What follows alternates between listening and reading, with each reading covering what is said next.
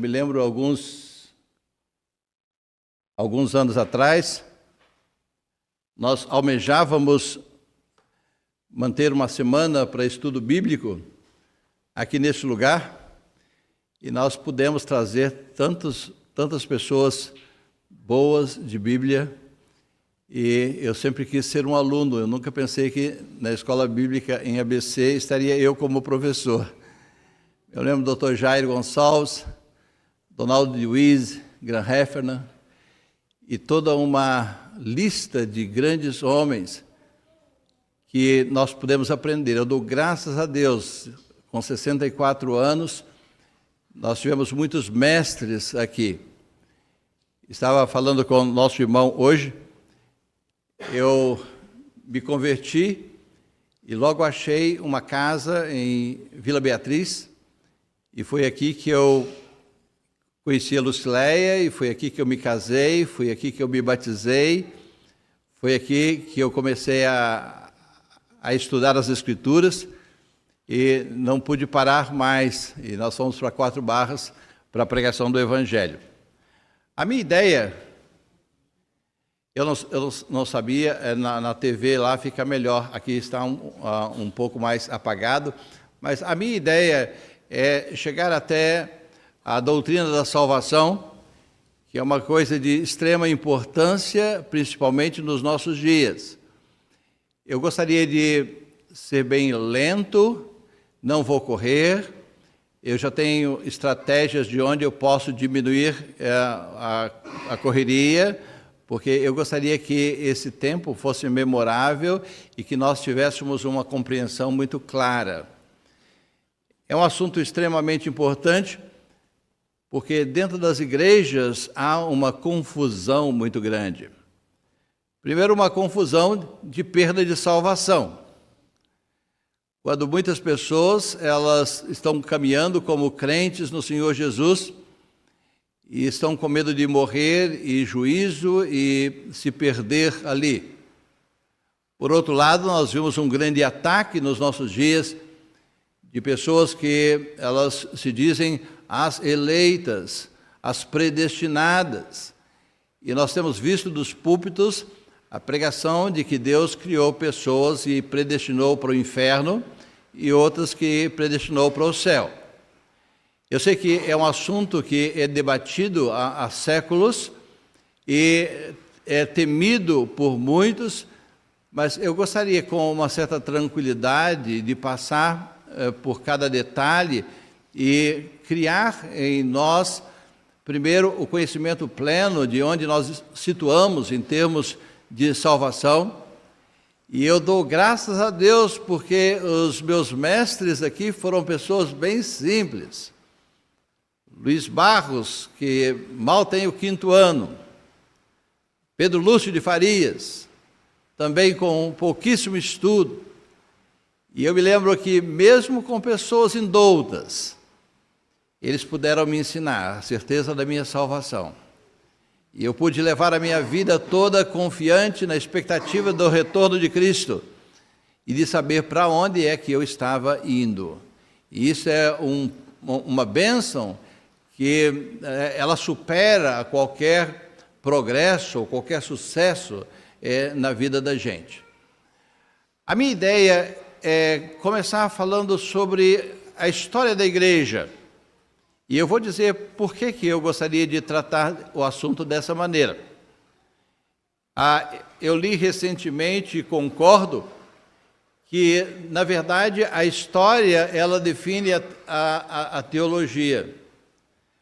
Eu me lembro que, quando eu dei aula num curso de letras, eu entrava numa aula sobre a questão do sentido, e a pergunta era: o sentido está no texto, o sentido está em quem lê o texto, ou o sentido está em quem rodeia o texto? E fazia um nó na cabeça dos meus alunos, mas a verdade é que todo o contexto daqueles que se lê, do ambiente em que se lê, ela define a maneira como eu enxergo as coisas. E eu gostaria de mostrar isto na história, como é que funciona. Você pode pegar alguém e abrir Atos capítulo 2 e falar que as línguas estranhas eram idiomas, e pode pegar cada palavra ali e mostrar que eram idiomas. No entanto, você encontra alguém que foi doutrinado para encontrar língua de anjos e vai ser difícil eles não encontrarem línguas de anjos. Ou seja, a nossa aproximação das Escrituras, elas têm que ser uma aproximação humilde. Eu, o Senhor e o controle do Espírito Santo, para saber que eu posso estar errado em algum ponto. Que eu quero conhecer aquilo que as Escrituras dizem. E eu quero que realmente o Senhor ele possa direcionar a minha vida através das Escrituras. Então, eu gostaria de começar sobre a igreja perseguida. Depois, eu gostaria de pensar com vocês em grupos que estão na história da igreja, mas que não são do catolicismo, por exemplo. E não tiveram nenhuma denominação, mas, paralelamente, eles existiam. A história fala acerca deles, detalha acerca deles, mostra como foi a perseguição dessas pessoas também. Se houver possibilidade, eu gostaria de, depois de tratar a igreja que fica estatal e a criação da igreja romana, eu gostaria de pensar sobre o grande cisma do Oriente, quando a igreja católica ela é dividida e é criada a igreja do Oriente. Gostaria de chegar com vocês na reforma protestante. E nós vemos o que foi a reforma protestante, quais são os detalhes daquele movimento, quais são os erros que eles permaneceram depois de protestar. Gostaria de ver alguma coisa sobre as teses de Lutero. Gostaria de ver onde é que eles falharam. Gostaria ainda de ver com vocês sobre aquele protestantismo mais chato que houve, que levou o nome de anabatista. Aquelas igrejas que surgiram e que disseram que o protestantismo ele foi muito limitado e que eles queriam mais do que aquilo. E surgiram várias linhas anabatistas, que a história deixa bem claro. Depois eu gostaria de ver sobre os irmãos de Plymouth, ou seja, o movimento dos irmãos que dá origem à forma como nós nos reunimos hoje e que, infelizmente, tem se perdido pelo caminho.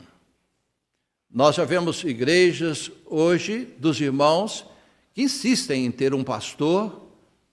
Nós vemos pessoas que gostam do título, daquilo que se perdeu pelo caminho, que honestamente deveria ter se perdido pelo caminho. Gostaria de ver sobre a cobertura das irmãs, que nasce ali, retorna-se ali, e alguns pontos interessantes sobre esse assunto. E depois de olhar toda essa história até o movimento dos irmãos, eu gostaria de ver com vocês como é que surgiu a doutrina da predestinação. Em que momento histórico isso veio? Quais foram as influências para Calvino pensar como ele pensou? Qual foi o retorno do movimento dos irmãos em relação ao calvinismo? E eu gostaria de ir traçando isto, se houver tempo, eu gostaria de pegar com vocês de alguns versículos que eles ficam meio duvidosos, difíceis, mas que eles têm uma explicação certa, em que não dá nenhuma possibilidade de erro. E gostaria de, nessa semana, estudando essas coisas, que a gente possa olhar a nossa conduta teológica, dar graças a Deus por aqueles que nos ensinaram e ter uma posição de felicidade em fazer como nós estamos fazendo. Então, esse é o nosso caminho, e hoje nós começamos com a igreja perseguida. Eu gostaria de começar lendo com vocês Atos capítulo 8, versículos 1 até o versículo 6.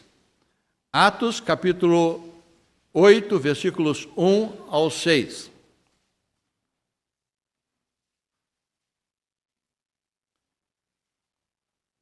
Diz assim a palavra de Deus: E Saulo consentia na sua morte. Naquele dia levantou-se grande perseguição contra a igreja em Jerusalém, e todos, exceto os apóstolos, foram dispersos pelas regiões da Judéia e Samaria. Alguns homens piedosos sepultaram Estevão e fizeram grande pranto sobre ele. Saulo, porém, assolava a igreja, entrando pelas casas e arrastando homens e mulheres, encerrava-os no cárceres. Entre mentes, os que foram dispersos iam por toda parte pregando a palavra. Filipe, descendo à cidade de Samaria, anunciava-lhes a Cristo. As multidões atendiam unânimes às coisas que Filipe dizia, ouvindo-as e vendo os sinais que ele operava. Quando nós pensamos na igreja perseguida, a igreja até Niceia, concílio de Niceia, nós vimos que ela é retratada no livro de Apocalipse. Em Apocalipse nós vemos que o Senhor vê aquela igreja sofredora, a igreja de Esmirna, aquela igreja que, para trazer um cheiro suave diante do Senhor, ela tinha que ser amassada e tirando como resultado um cheiro suave ao Senhor. E o Senhor diz para aquela igreja: eu sei o que vocês estão passando. Eu sei o sofrimento de vocês. Eu gosto da palavra que o Senhor ele usa em Apocalipse. É a palavra eu sei, não de um conhecimento que você lê nos livros. A palavra é gnosco, é eu sei pela experiência. E o Senhor Jesus estava lembrando o que fizeram com ele. O Senhor Jesus estava lembrando a sua ida até a cruz do Calvário. Ele sendo judiado ali, sofrendo ali, rejeitado ali. E quando ele vê os primeiros cristãos no sofrimento, ele diz: eu sei o que vocês estão passando. Eu consigo entender o que vocês estão passando. Percebe? Nós gostaríamos de pensar, primeiro, dos anos 30 até os anos 70, que é a primeira perseguição que acontece para os cristãos, que é a perseguição judaica. Nós vemos que de dentro, como nós lemos, de dentro da igreja, ali os judeus já começaram a perseguição e começaram a colocar pessoas nos cárceres, e nós vimos que o primeiro mártir, Estevão, estava sendo apedrejado ali porque estava ensinando a verdade.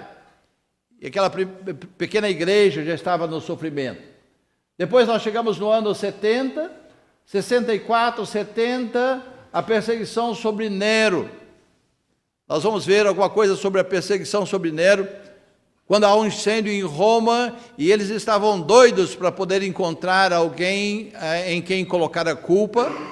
E imediatamente eles colocam os cristãos como o culpado pelo incêndio, e nós vimos quantas pessoas morreram queimadas, servindo como espetáculo para toda aquela região. Depois nós vemos perseguições localizadas, em 110, Inácio, martírio. Depois os grandes éditos imperiais, onde os chefes de Estado, eles decretavam a perseguição aos cristãos, e novamente nós encontramos cristãos morrendo por causa da sua fé, sofrendo por causa disto.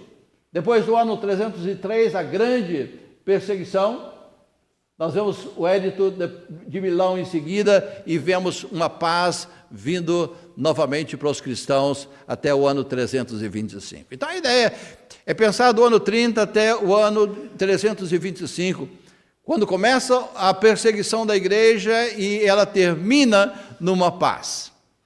Talvez valesse a pena fazer a pergunta: qual é o momento mais brilhante dessa igreja?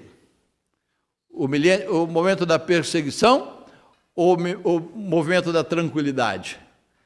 E sem dúvida nenhuma, os momentos de perseguições são mais abençoadores do que os momentos de paz. Isso em todas as áreas, inclusive na nossa vida.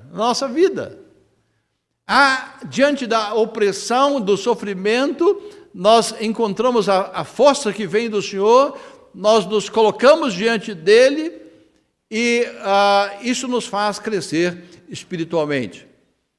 Estou lembrando da Dani. Estou lembrando de como isso tem refletido no coração dos irmãos pelo caminho. Lá em Quatro Barras, nós nos reunimos num grupinho e sempre está sendo lembrada a Dani lá, a Dani. Tenho compartilhado com o irmão João o tempo em que Camila esteve desenganada pelos médicos. João, mas você sofreu. Foi momentos preciosos diante do Senhor.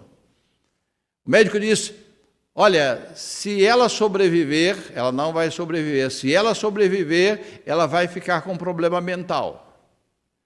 E nós ficamos, e agora, Senhor? Eu lembro de um irmão que ele voltou para Curitiba e ele foi numa funerária e ele comprou um caixão, encomendou um caixão para a nossa menina. E eu me lembro como aquilo refletiu dentro da família. Momento de sofrimento, como os joelhos bateram. E nós pedimos o socorro de Deus. E momento de sofrimento foi momento de aproximação. Foi momento de dependência. Angustiosos, sim, os momentos. Mas o momento em que nós lembramos que o nosso recurso vem de lá. Olhando não para os montes, mas o nosso recurso vem do Senhor. E assim foi na história da igreja. Começa pela perseguição judaica. Nós vemos que a autoridade era a liderança do tempo.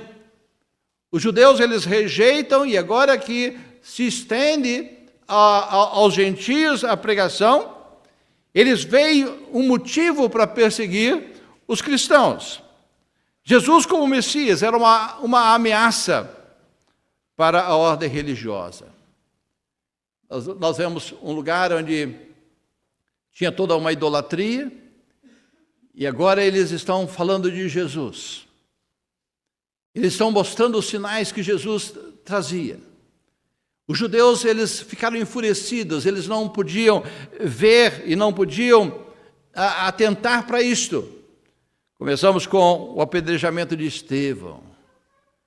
Momento glorioso na história da igreja. Quando aquele homem está sendo apedrejado e ele olha para os céus, vê o céu aberto, ele diz: Senhor, não sabe o que eles estão fazendo. Senhor, a minha vida é tua. Eu estou aqui, Senhor. Paulo de Tarso, aquele Paulo que se torna o grande, e vamos falar muito dele, o grande pregador, estava vendo ali aquela cena de perseguição. Até o momento em que o Senhor vai tratar com Saulo de Tarso e ele diz: Saulo, Saulo, por que me persegues?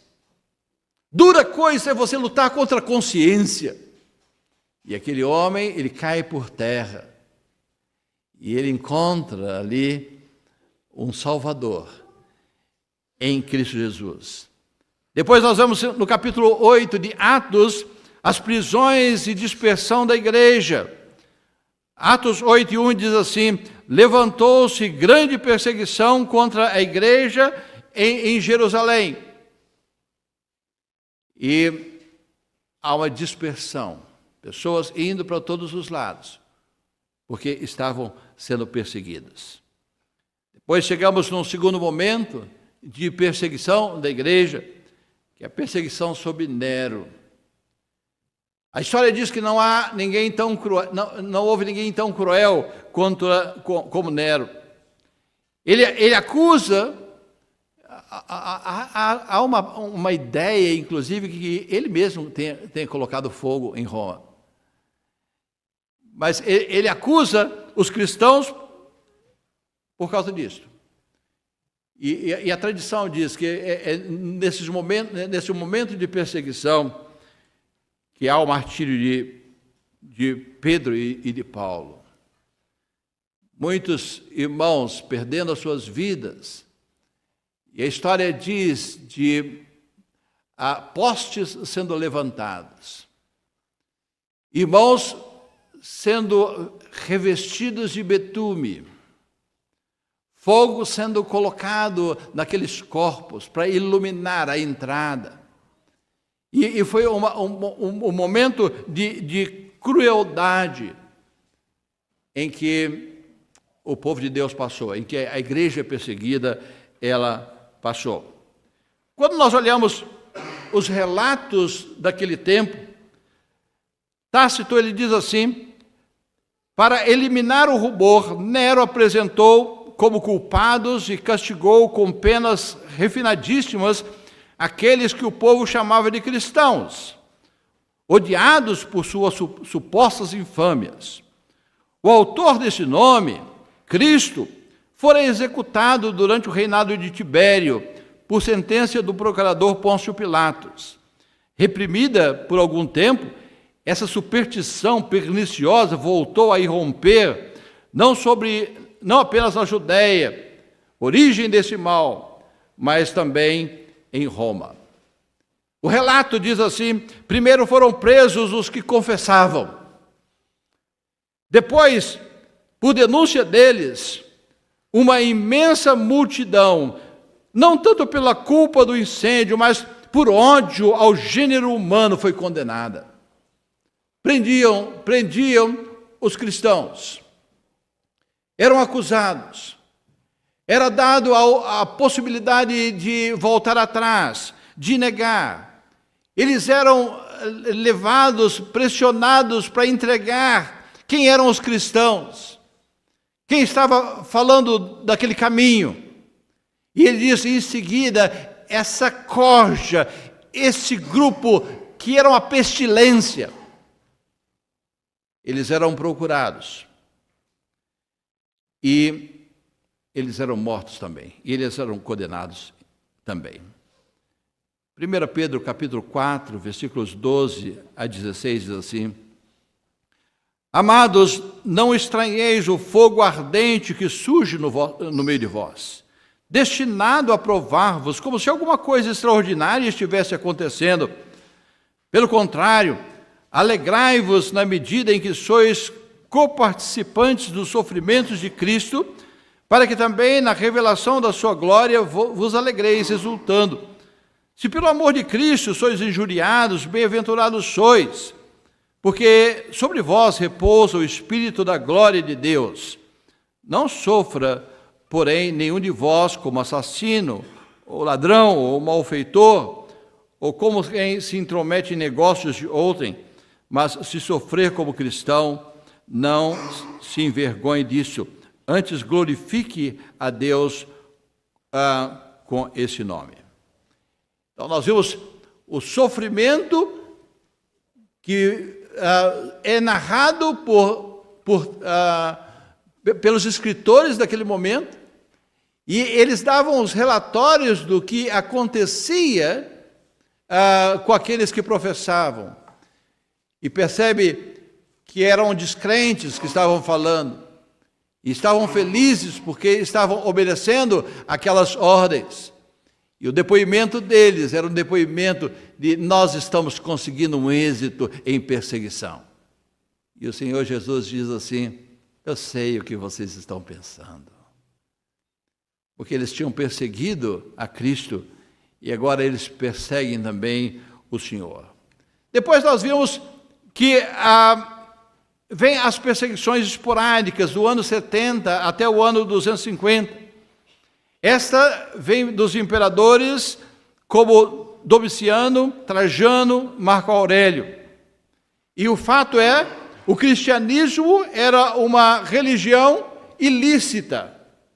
Eles não podiam aceitar o cristianismo num ambiente onde eles tinham deuses para todas as coisas. Como é que chega um grupinho e que ele diz: há um só Deus? E eles cultuando esse Deus único. E nós vimos que eles eram caçados, Eles não eram caçados, mas eles eram punidos e eles eram denunciados. Eu tenho anotado algumas fontes, a carta de Plínio a Trajano. Ele diz assim, que o processo era judicial. Perguntava 3 vezes se o acusado era cristão. Você é cristão? Você é cristão? Você é cristão? Se persistisse, era executado. Se você não volta atrás, você é executado. Se negasse e sacrificasse aos deuses e ao imperador, era solto. Nós damos a chance para vocês. Basta você retornar, dar um passo atrás.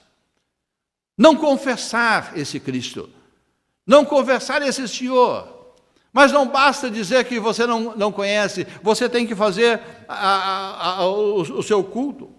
Aos que negaram ser ou ter sido cristãos, ele diz, mandei invocar os deuses. Você não é cristão, não? Não sou, não. Invoca os deuses. Invoca os deuses. Ofereçam vinho e incenso à tua imagem. E amaldiçoa Cristo. E nós vemos que ele diz nos seus relatórios, os verdadeiros cristãos não podem ser forçados a fazer isto. Ou seja, nós encontramos um mundo colocando os cristãos contra a parede. Ou você é crente e morre, ou você nega que você o é. A descrição de Plínio com relação ao culto cristão. Plínio relata o que os cristãos diziam fazer. Eles se reuniam antes do amanhecer para orar, bem cedinho, antes do sol nascer. Eles levantavam e eles oravam. Eles cantavam hinos a Cristo como um Deus. Era um culto matinal. Eles estavam diante do Senhor, olha, Senhor, Tu salvastes a minha alma. Senhor, livra-nos das mãos desses homens. Cantam um louvor ao Senhor. Agora, uma coisa interessante, que eles comprometiam-se por juramento sagrado. Nós não vamos roubar. Nós não vamos adulterar. Nós não vamos mentir. Sob juramento.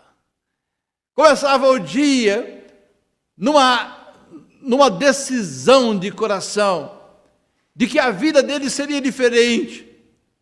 E isso incomodava toda aquela cidade, incomodava aquelas pessoas que estavam do lado, porque era inadmissível ter alguém que faça diferente do que nós. Mas era o característico, e os inimigos estão narrando sobre isto.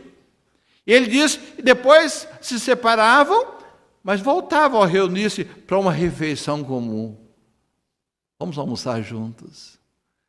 Estavam todos novamente em comum reunindo.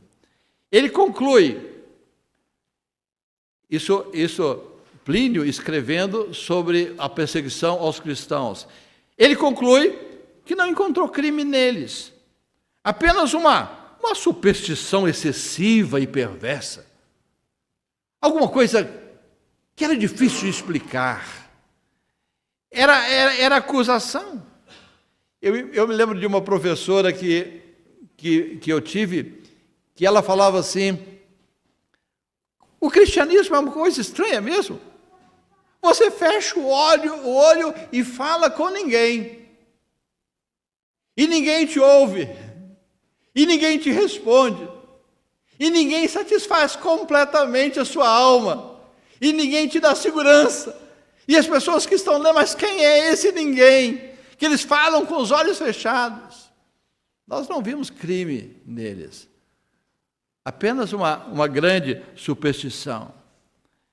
Nós vemos que ele confirma, como importância histórica, confirma-se a existência de uma ampla igreja. Mesmo nos primeiros anos, ela cresce, ela se expande, ela atinge uma amplitude. No seu relatório, ele diz assim: cristãos estavam em cidades, em vilas, em áreas rurais, onde eles tentavam achar os cristãos, encontravam os cristãos em todos os lugares. E ele diz ainda: os templos pagãos estavam ficando quase vazios, porque o evangelho ele bate de forma poderosa no coração daqueles ouvintes, e eles olham aquelas pessoas que viviam diferente, e eles vão se ajuntando àqueles que pensam diferente. E nós vimos que o cristianismo já era um movimento em massa no segundo século. E eles estavam sofrendo. Nós vemos que mostra o real motivo da perseguição. Não foi por crimes morais. Não foi porque um passava a perna no outro. Não era porque um tomava a mulher do outro. Não era porque um mentia para o outro. Não. Mas porque eles recusavam o culto ao império. Eles foram perseguidos porque havia uma lealdade exclusiva a Cristo. Eu estou comprometido com Cristo. Vai morrer? Eu estou comprometido com Cristo. Vai sofrer? Eu estou comprometido com Cristo. E essa é a história que nós vemos lá no século II. Nós vemos que as cartas, elas confirmam. Acusados de malfeitores, mas vida exemplar. 1 Pedro 2:12 diz assim: mantendo exemplar o vosso procedimento no meio dos gentios, para que naquilo que falam contra vós, outros como de malfeitores, observando-vos de vossas boas obras, glorifiquem a Deus no dia da visitação. Eles entenderam isto. E eles absorveram, assimilaram esse ensino. Nós vemos que era um momento onde Cristo era confessado como Senhor e Deus. Não havia uma disposição de negar, de ficar em cima do muro. Cristo era o centro. Havia reuniões regulares dos cristãos. Eles estavam juntos, como diz Hebreus, não deixando a vossa congregação como costume de alguns. Quando passou a pandemia, o grande problema das igrejas foi trazer os irmãos de volta. Nós encontramos ainda hoje igrejas locais que cancelaram reuniões, porque os irmãos acharam que ficava pesado demais, domingo de manhã e depois domingo à noite. Como pode ser uma coisa desta? Mas eles tinham que saber aquilo que Cristo tinha feito por eles, fazia valer a pena todos os sacrifícios. João capítulo 15, versículos 18 a 20, diz assim: se o mundo vos odeia, sabei que primeiro do que a vós, outros me odiou a mim. Se vós fosseis do mundo, o mundo amaria o que era seu. Como todavia não sois do mundo, pelo contrário dele vos escolhi. Por isso o mundo vos odeia. Lembrai-vos da palavra que eu vos disse: não é o servo maior do que o seu senhor. Se me perseguiram a mim, também perseguirão a vós outros. Se guardarem a minha palavra, também guardarão a vossa. O mundo vos odeia. Irmãos, nós nunca vamos ser amados pelo mundo. Quanto mais tentarmos e comprometidos a viver de forma diferente, mais odiados nós vamos ser. O mundo não quer que nós façamos isto. E aí nós encontramos a chegada dos primeiros martírios naquele tempo. Primeiro Inácio de Antioquia, morte na arena, executado por leões. Depois nós vemos no ano 155, Policarpo, bispo de Esmirna, com 86 anos, chamado a renunciar, ele recusa. E ele é queimado vivo pela recusa de voltar atrás. No ano 165, Justino, decapitado por recusar sacrificar aos deuses, corta o pescoço. E esses homens disseram: nós estamos dispostos a dar as nossas vidas. Nós olhamos o sofrimento daquela igreja naquele tempo. Nós encontramos homens, como diz Hebreus, que este mundo não mereceu. E que quisera encontrar um desejo no nosso coração de fazer valer a pena, de querer viver dessa maneira, de priorizar esse estilo de vida. E eles estavam ali sofrendo. Depois vem a perseguição imperial geral de Décio, medida a libelli. Já ouviram falar dessa palavra libelli? Alguém já ouviu essa palavra libelli? Não. É uma coisa interessante. Era um certificado exigindo sacrifício aos deuses. Ou seja, eles queriam perseguir os cristãos e eles disseram assim: você tem que ser idólatra. Você tem que adorar a deuses e adorar ao imperador. Quando você faz a adoração a deuses e ao imperador, nós vamos te dar um certificado de idólatra. E eles vão chegar para você e dizer: tem o certificado? Ih, não tenho. Morte. Morte. Consequência, surgiu uma crise entre eles, que é chamada a crise do lápis, os que negaram a fé. Porque muitos negaram a fé quando foi cobrado o certificado deles. Você tem o certificado? Não, mas você pode ter. Vai lá, pega os seus apetrechos, oferece a um deus qualquer romano a sua adoração. Depois você vai lá e faz a sua apreciação pelo imperador e a gente te dá o documento. E muitos fizeram isto. Era o certificado exigindo sacrifício aos deuses. Teve então a crise dos lápis. E isso gerou um grande problema para a igreja que estava vivendo ali naquele momento. Eles tinham que ter os certificados oficiais romanos. E uma medida inédita, sacrifício obrigatório para toda a população do império. É lei. Imagina isso hoje. Você é de São Bernardo do Campo, ou você faz um culto aos deuses, ou você vai ser morto. Isto foi o que aconteceu nas primeiras agressões dos políticos aos cristãos. Como é que funcionava isto? Primeiro, o cidadão comparecia à comissão local, oferecia sacrifício aos deuses romanos, recebia um libelos assinado por testemunha. Sem libelos, que é o singular, havia punição, prisão, tortura e morte. Alguns libeles reais sobreviveram aos palpites egípcios. Quando eu li essa história, eu achei interessante, porque ainda tem cópia dessas libeles. Ainda foram preservados esses documentos. Ainda tem provas de que tentaram aniquilar esse povo. Tentaram eliminar esse povo. Nós vemos que houve um grande impacto. Sacrificar era idolatria. Negar era morte. Qual que você escolhe?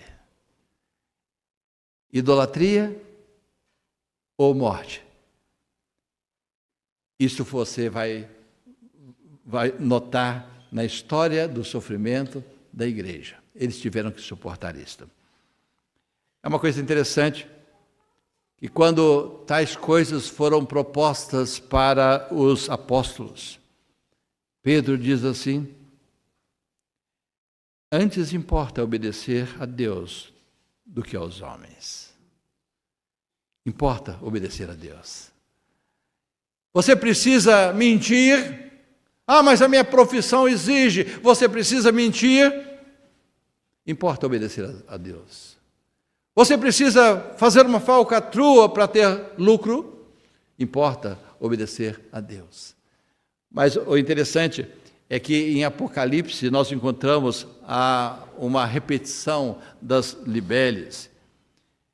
Sobre capítulo 13, versículo 15, e lhe foi dado comunicar fôlego à imagem da besta. Aí vocês se lembram da besta e tal, não é nosso estudo hoje de Apocalipse, mas é aquela besta, ela vive novamente, para que não só a imagem falasse, como ainda fizesse morrer quantos não adorassem a imagem da besta. As libeles voltando ainda no futuro. Apocalipse, novamente nós vimos, aqueles que não se submetem à besta, eles recebem a morte. Nós temos aqui a raiz dos donatistas.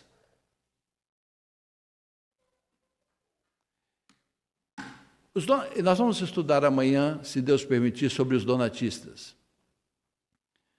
Eles começaram a pensar, mas e se alguém negou? E se alguém deu os seus livros para serem rasgados, queimados? Eles podem voltar para a igreja e ser líderes na igreja? Mesmo a igreja em sofrimento, ela ainda estava tratando as suas questões, as questões que iam surgindo. E os donatistas foi um do grupo que eles disseram, não, se você negou, você não pode mais estar na nossa liderança, não. E eles foram perseguidos grandemente. Eu não vou adiantar o estudo de amanhã. Apocalipse 2:10 diz assim, não temos as coisas que tens de sofrer, eis que o diabo está para lançar em prisão alguns dentre vós, mas para ser dispostos à prova, e tereis tribulação de 10 dias, ser fiel até a morte, e dar-lhe-ei coroa da vida. Vamos correr. Nós vimos a quinta perseguição, a perseguição de Valeriano, no ano 257 e no ano 260. Essa perseguição ela foi um pouco diferente. O alvo não era o povão. O alvo eram os bispos, presbíteros e diáconos. Vamos atacar a liderança. Nós acabamos com a liderança, nós acabamos com o povo. Resultado, execuções e exílio. E novamente a liderança sendo atingida. A fonte dessa perseguição de Valeriano está nas cartas de Cipriano de Cartago. Contexto histórico.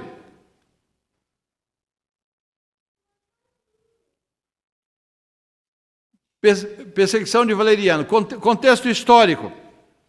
Crises militares. Pragas e instabilidade interna. A mentalidade romana dizia assim, os deuses estão irados, era preciso restaurar a paz. E quem está tirando a nossa paz são os cristãos. Nós vamos atacar os pastores desses cristãos, os líderes desses cristãos. E nós vemos que vem a perseguição de Deste, depois de Valeriano, e o alvo era a liderança e não a massa. Olha os éditos de Valeriano no ano de 257. Medidas principais. Proibição de assembleias cristãs. Quem são os presbíteros aqui? João? Machado? Olha, então a partir de domingo, sem reunião aqui, não podem ter mais reunião. Jogue em cima deles. Eles são responsáveis. Bispos, presbíteros e diáconos vai ser preso. Se vocês deixarem, vão ser exilados. A partir de hoje, culto cristão é ilegal. Vocês não podem mais se reunir. Objetivo: desorganizar a igreja, não matar em massa. Então agora nós queremos acabar com eles, mas nós vamos com estratégia. No ano 259, nós vemos o segundo édito de Valeriano, que era bem mais severo. Primeiro, ele dizia o seguinte: execução imediata do clero que persistisse. É presbítero, está persistindo, morte. A partir de agora não tem mais exílio, agora é morte. Confisco dos bens dos cristãos influentes. Quem é que tem algum recurso na igreja de Vila Beatriz? Tira o recurso dele. Fecha a empresa dele, pega os negócios dele. Nós vamos acabar com eles. Tem alguém ali que é senador ou cavaleiro cristão? Tinha algum status? Você é comandante. Tira, não é mais. Nós tiramos isto. Morte, se perseverassem. Mulheres nobres, exílio. Nós vamos trancafiar. Confisco. Era uma perseguição seletiva, jurídica e cirúrgica. Como é que Satanás é astuto, não é? E ele vai com as suas formas de atingir os cristãos, e nós vemos que ele está colocando todas as regras para poder acabar com os cristãos. Vimos alguns martírios emblemáticos nesse tempo. Cipriano de Cartago. Eu não sei se é Cartago ou Catargo. Então vocês olhem e me falem depois, tá? Ele se recusa a sacrificar. Não, eu não vou sacrificar. Então você vem para um julgamento. Um julgamento formal. Você tem uma ordem contra você e você não está fazendo isto. Ok? Decapitado. Agora, uma coisa interessante. Quando eles dão a sentença para ele, você vai ser decapitado. A história diz, ele aceita a sentença em paz. Podem cumprir a sentença. Mateus diz assim, 10:28, não temais os que matam o corpo e não podem matar a alma. Temei antes aquele que pode fazer perecer no inferno tanto a alma como o corpo. Filipenses 1:29, porque vos foi concedida a graça de padecerdes por Cristo e não somente de crerdes nele, sofrer por Cristo. 1 Pedro 4:12-13, amados, não estranheis o fogo ardente e sujo no vosso meio, destinados a provar-vos, como se alguma coisa extraordinária estivesse acontecendo. Privilégio. Depois vem Sisto II, executado em Roma no ano 258. Junto com diáconos, entre eles Lourenço de Roma. João 12:24. Em verdade vos digo, se o grão de trigo caindo na terra não morrer, fica ele só, mas se morrer, produz muito fruto, e vai produzindo fruto. Quando nós encontramos uma pessoa disposta a morrer por Cristo, nós nos aliamos a eles, não é verdade? Vocês se lembram daqueles irmãos norte-americanos que vieram pregar para os índios? E eles foram no primeiro encontro, no segundo encontro, e eles não voltaram. E depois encontraram os seus corpos jogados no rio, todos mortos. E aquilo gera uma revolução entre os cristãos. Como é possível um jovem estar disposto a entregar a sua vida por amor de Cristo e por amor de alguns indígenas? Conta a história que mais tarde, acho que o pai de um deles esteve partindo o pão junto com aqueles que assassinaram seus filhos. Foram alcançados. Sisto II, executado em Roma, e ele vai ser morto e gerar os resultados que Deus quer. Uma coisa interessante nessa perseguição é que nessa perseguição não foi como Nero, que ele saiu matando todo mundo. Aqui havia processos formais, as sentenças eram registradas, tinha menos arbitrariedade que Nero ou Décio. Ou seja, as sentenças elas se mantêm na história. Ainda se encontram os resquícios de registro dessas sentenças. E a igreja ela é tratada como uma instituição rival. Reação da igreja, fizeram um protesto e foram para como é que chama a avenida central aqui? Paulista, foram para o Paulista pedindo o apoio dos políticos para que pudesse... Não. Nenhuma contra-violência, nenhum apelo político, nenhuma resistência moral. Simplesmente eles olham e os olhos são fitos nos céus e eles aguardam somente ali nos céus. Problema central, o que fazer agora no meio dessa situação com aqueles que negaram? Eu não vou entrar nesse assunto, mas você percebe que mesmo uma igreja, no meio de grande sofrimento, ela ainda estava resolvendo seus problemas e olhando a sua doutrina. Ela não estava alheia ao que estava acontecendo ali.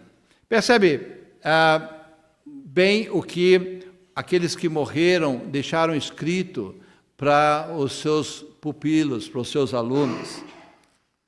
Na Epístola 78, quando fala sobre a exortação aos mártires, ele diz assim: tenham Cristo como exemplo supremo. Se alguém chegar para você e exigir a sua confissão, olhe para Cristo. Lembre que Ele não voltou atrás. Lembre que tem uma coroa reservada para os fiéis. Vocês podem confiar. Há uma esperança escatológica. Deus tem um plano futuro. Romanos diz assim: porque para mim tenho por certo que os sofrimentos do tempo presente não podem ser comparados com a glória a ser revelada em nós. Tem coisa pela frente. E nós vemos que eles estavam dispostos a acatar aquilo. Sobre os confessores, eles dizem que os confessores não têm autoridade para readmitir os que negaram por conta própria. A reconciliação exige disciplina eclesial, não carisma individual. Ou seja, vocês têm que saber agora como é que vocês tratam aqueles que negaram a fé. A confissão, a readmissão era possível. E a confissão e a penitência eram necessárias. E eles mostram que eles sabiam exatamente o conselho de Cristo Jesus. Martírio de Cipriano. Ele morre em 258 depois de Cristo, sob Valeriano. É decapitado por recusar sacrifício. Morre como confessor coerente com as suas cartas. Ele escreve, ele dá orientação. Mas quando chega o momento da morte, ele morre sendo fiel a tudo aquilo que ele ensinou. Nós vemos como é importante o relato todos esses sofrimentos. E o fundamento de debate, o que era disciplina, como é que disciplina na igreja, era discutido naqueles momentos. Como é que nós tratamos isto? Quais são as autoridades nessa igreja? Quais são as validades sacramentais na igreja por causa disto? E nós vemos que durante toda a perseguição valeriana, muitas da liderança, elas morreram, mas finalmente, com a queda de Valeriano, chega a paz. Valeriano é capturado pelos persas, e nós vimos que todos aqueles éditos que ele deixou são derrubados, são revogados, são devolvidas propriedades à igreja, e a primeira paz que é prolongada que a igreja ela assume. Eu não sei quanto tempo nós temos, mas posso falar mais um minutinho, né? Posso finalizar aqui. A grande perseguição de Diocleciano veio no ano 303. Essa foi a mais sistemática e violenta, porque nós vemos que Diocleciano ele define queimem todos os templos. Acaba com os templos. Queima todas as escrituras. Nós não queremos deixar nada escrito. Manda para a prisão, tortura.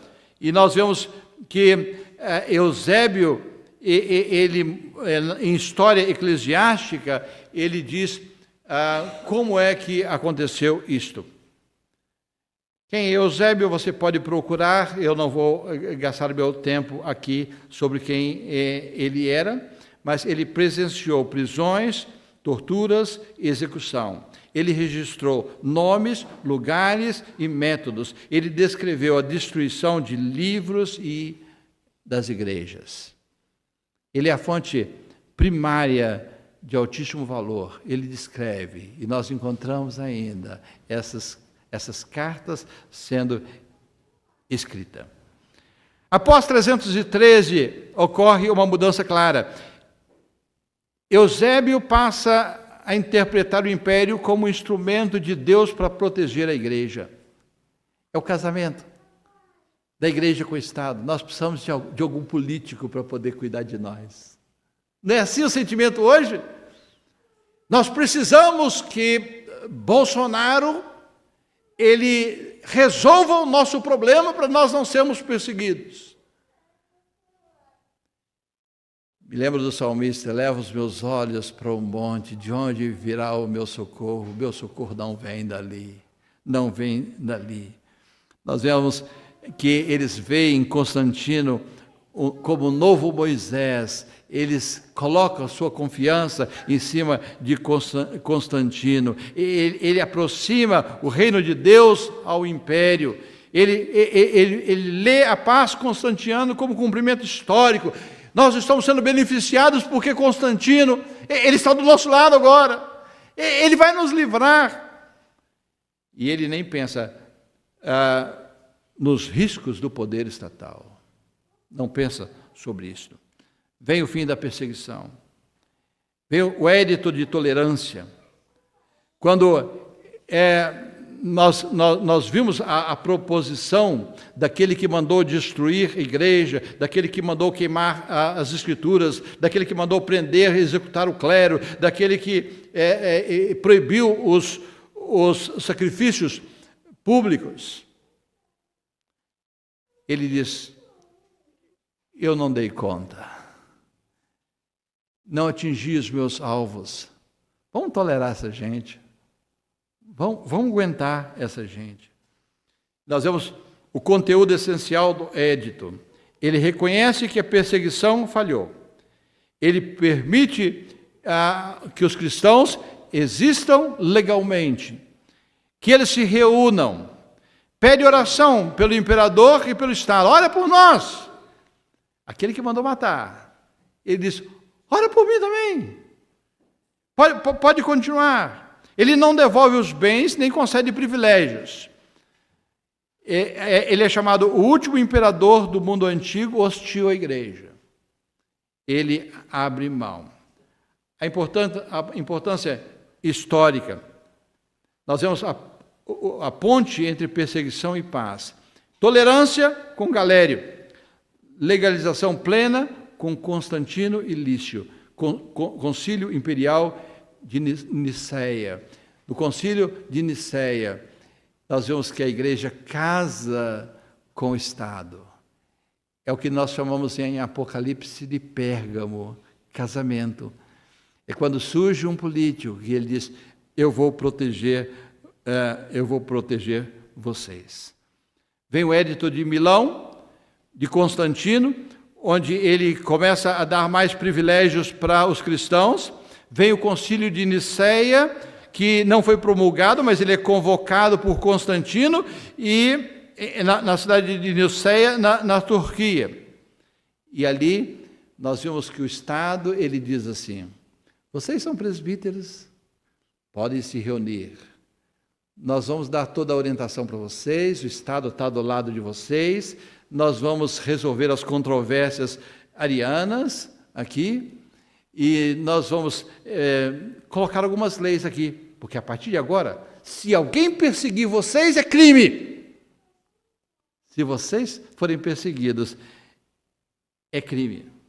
E ele faz, olha, nós vamos mexer nessa estrutura, agora nós vamos ter os bispos aqui, arcebispos ali, nós vamos ter, e vamos dominar tudo, vamos controlar absolutamente tudo.